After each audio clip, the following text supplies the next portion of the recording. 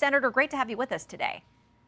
It's good to be with you on this Christmas Eve, Shannon. Thank you. Okay, we'll try to get to all of those things, but I want to start with some overnight news from CENTCOM about more attacks in the Red Sea. They say in Saturday they took down 4 incoming drones to a U.S. destroyer. That destroyer was then asked to come to the aid of 2 different commercial vessels that said they came under attack or attempted attack. Iran seems to be behind much of this. The Wall Street Journal reporting this. The direct involvement by Iranian actors in the attacks raises the stakes for Israel and the U.S., which are eager to contain Tehran's role in the region and risks creating a new front in the conflict between Israel and its foes in the region, just as the U.S. is trying to stop it from escalating. Do you think the Biden administration is taking the appropriate response, action with regard to Iran's involvement in all of these things? They're not taking a consistent response, so of course it's not appropriate. That's why Iran feels emboldened. What we've seen is put 2 aircraft carrier strike groups into the region. That's a massive show of military force. But we've been highly inconsistent in terms of the way we deal with Iran from an economic standpoint and from a diplomatic standpoint.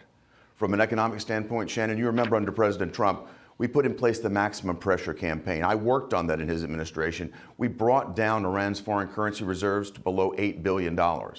As soon as Joe Biden came into office, they stopped enforcing the sanctions. Billions of dollars began to flow. According to our estimates, they've enriched themselves by over $100 billion in terms of illicit oil sales, and it continues just because the Biden administration wants to appease the Iranian regime. From a diplomatic standpoint, we've been sending mixed messages to Israel. You know, we talk about ceasefires. We talk about sending humanitarian aid into Gaza. We talk about putting conditions on aid. These mixed messages and the fact that we've allowed Iran to enrich itself and repopulate Hamas and Hezbollah and the Houthis with the weapons that they need have created this situation. We need to come back and snap back economic sanctions immediately on Iran. We need to send a clear diplomatic message. That's what we need to see to get the situation to calm down. We have to maintain freedom of navigation operations in the seas. We cannot cede that to Iran. It's just one of the many foreign policy headaches for this administration, serious issues that they have got to find solutions to. The border, of course, that we've talked about. Want to just recap where we are, because late Friday, going into a holiday weekend, we got new numbers on what's happening there. Nearly 243,000 encounters with people at the southern border illegally. Highest number on November, highest November on record. It's the 3rd highest month in this current crisis.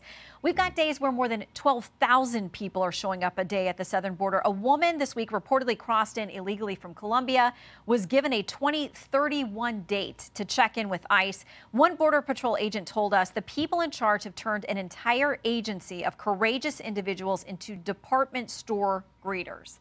This is one of the looming issues you guys have got to hammer out in January. Can you tell those Border Patrol agents, or the American people more broadly, there are substantive changes coming?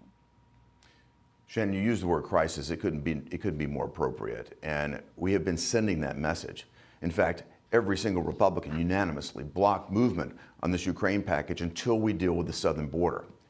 I think Chuck Schumer and Joe Biden need to get the message that Republicans are serious about this. We are unanimous that this has to be dealt with. And if you look at what's happened just since October the 7th, the Hamas invasion took place in Israel. Christopher Wray, our FBI chief, said that the number of alerts from a national security standpoint have gone up like a Christmas tree since that happened. They've encountered over 150 nationalities crossing our border illegally just since October. We don't know who's in our nation, Shannon, but we do know this. It's destabilizing our country. The fentanyl that's coming in is killing our kids. Cities are overwhelmed, and we have many, many people here on the terrorist watch list. We don't know what they're going to do, yet the risk is going up exponentially. We have to deal with it now. We have sent that message loud and clear. Negotiations took place leading up to Christmas. They've fallen apart. The Biden administration has to understand that we are serious as Republicans. We're going to stand up against this. We have to make certain that we do in the 11 days that we've got when we get back into session. You mentioned they've fallen apart. Do you feel that it's come to a stop? Are we moving backwards? Is there forward progress? Where are we in your assessment? It's hard to say because we've got to see it all come together at once. We get piecemeal language that might work, that might be one step forward, but if they loosen something else, Shannon, if that makes sense. We've got to look at it in its entirety because the Biden administration has been clear. They want to destabilize the border. They're encouraging as many people to flood into this nation as they possibly can, essentially to backfill the blue states where populations are leaving and to help them in the calculation of congressional seats going forward and electoral votes. But that needs to stop. The danger that they're willing to put our nation through is unconscionable. The number of lives that we deal with just here in Tennessee that are lost to fentanyl, 2,000 to 3,000 kids this year, Shannon, will die due to fentanyl overdoses. and the Biden administration is willing to look the other way while they transform America, it has to stop. Well, you're not suggesting they actually want our borders to be overrun and for Americans to be killed by what's coming across the border, are you? I'm suggesting that they're tolerating this. And it's clear, we already have the tools. President Trump proved this. He had the border taken down to a practical shutdown. The Remain in Mexico policy that's still on the books could be imposed tomorrow. Title 42, they tossed that.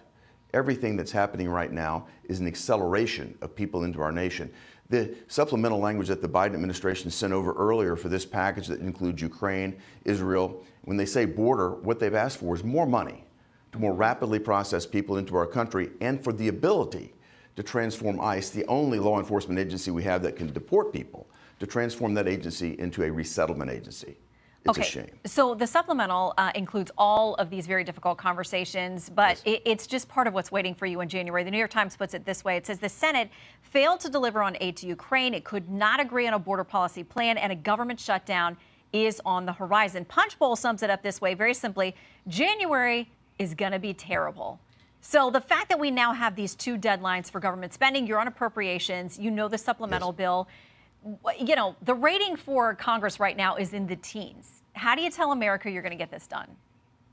Well, we've been ready as Republicans for months. We've had our all appropriations bills passed. Chuck Schumer has not been willing to move on any of them. Instead, he's put through radical Democrat nominees for judges. So we've got to get serious. We're going to be working night and day, I hope, when we return on January the 8th to get this done, but it could not be more critical. Absolutely. All right, Senator Hagerty, we appreciate your time. Thank you. Thank Merry you, Christmas Shannon. to you and your family. Merry Christmas to you.